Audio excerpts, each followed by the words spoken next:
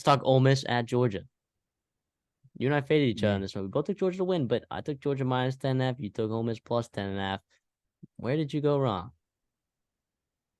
I just, well, I overestimated Ole Miss. And like, we kind of, not that they were frauds, but they were a little bit The overrated. Like, they defense, were, yeah. we talked And about their defense potentially being frauds.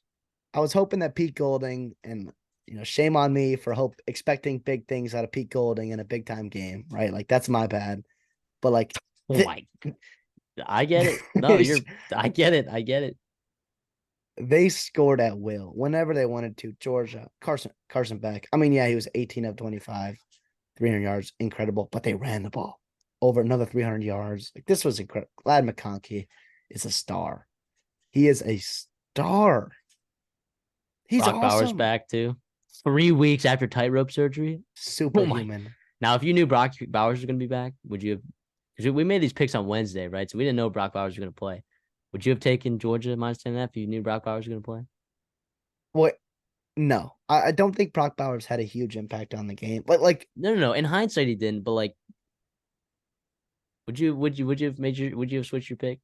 maybe I It's a would big have. deal. Maybe I would have. And I just, like, there's a reason he only had 3 catches. Like he was limited. I was a little surprised that he did come out there. To be like, I don't think this Georgia staff on either sides is surprised on this game. Like, I don't think Ole Miss, Lane Kiffin, super surprised they got blown out by Georgia. I don't think Kirby Smart's like, oh wow, that was exciting. They know that was gonna happen. Like, Yeah.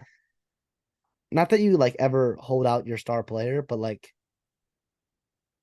he could have gotten hurt. And like, I know it's ankle injury, so you can only like, you can re-injure it. It's just about pain tolerance. And obviously Brock Bowers is superhuman. But I don't know. I just think I'm like, Yeah. I guess you still have everything in front of you. But You heard Lane Kiffin talk about it though in his press conference. We got to recruit better,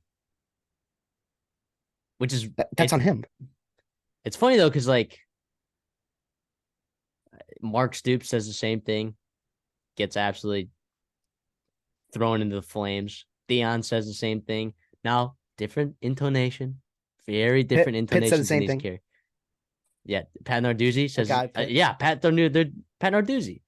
All very different intonations, but the theme is common. That hey, fans, we're doing awesome Boosters. from what we have. Boosters, if you want to get us to do better, pony up. Fans, chill. Almost to be 8 Yeah. and 2 at this point, it's pretty insane. With a win against, probably one of the Heisman front runners. It's pretty awesome. It's pretty awesome. So, I mean, shout out Georgia for just looking like the best team in the country. It's them in Michigan, 1A, 1B. That's it. Yeah. Georgia's good. I think However, that duel. however, the SEC championship game could be very interesting. Yeah, it would be a shame. It would be a shame if Bama goes in there and beats Georgia by, 3 points, whatever it is, just an all-time classic duel, a la 2020, 2012, a la 2019, or 2018, I guess.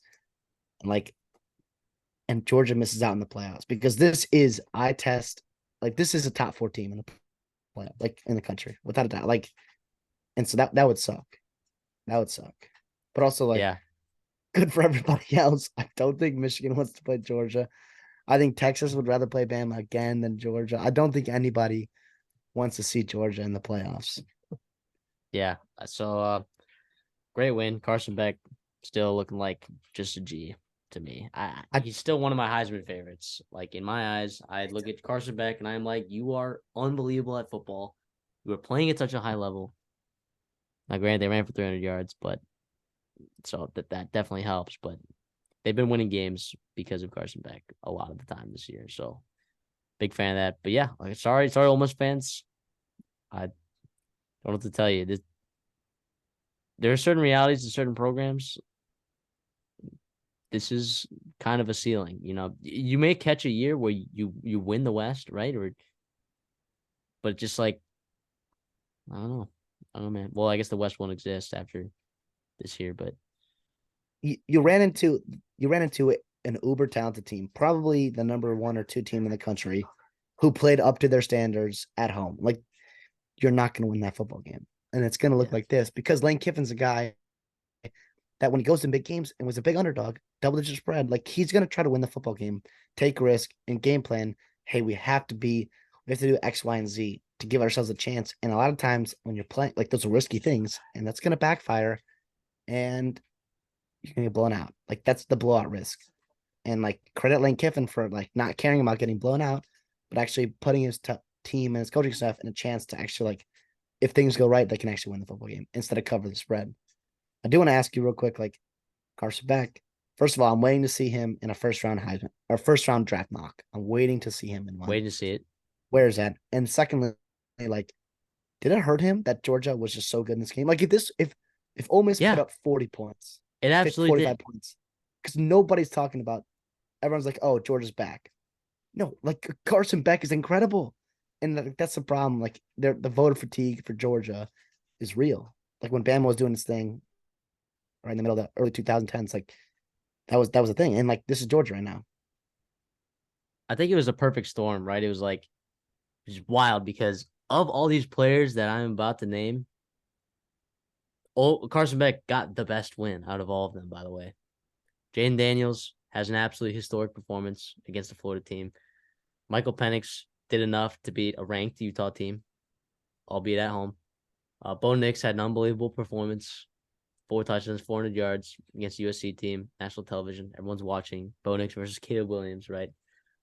So it hurt him. It hurt him a lot, even though he had the best win of the week of any one of those guys.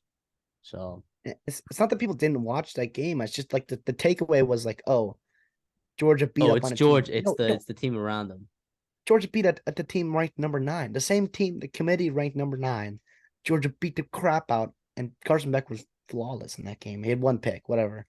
Like, yeah, it's tough. Poor Carson Beck, but he don't care. He'll take his chip. He'll go, and he'll be a late first round draft pick. And yeah, I think he should. He'll have a great career. He looks awesome. He looks awesome.